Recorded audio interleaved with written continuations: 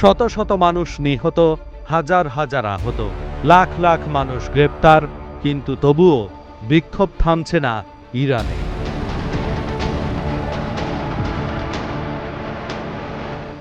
Iran জ্বলছে, রাস্তায় রাস্তায় আগুন, মসজিদে আগুন, সরকারি দপ্তরে আগুন।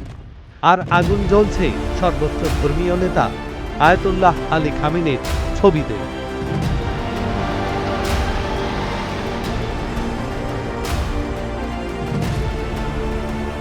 খামেনির বাহিনী গুলি চালায়, খুন করে, ভয় দেখায়, কিন্তু মানুষ থামে না।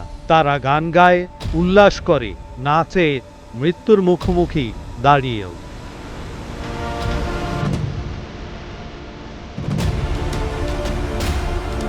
কারণ তারা আর ভয় পায়। ৪৭ বছর ধরে একটি জাতি বন্দী, ধর্মের নামে শাসন, আইনের নামে দমন, নৈতিকতার নামে নিপীড়ন।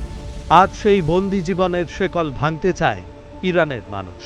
এ শুধু প্রতিবাদ নয়, এ শুধু বিক্ষোভ নয়, এই বিদ্রোহ স্বাধীনভাবে বাঁচার আর্তনাদ, একটি প্রজন্মের চিৎকার।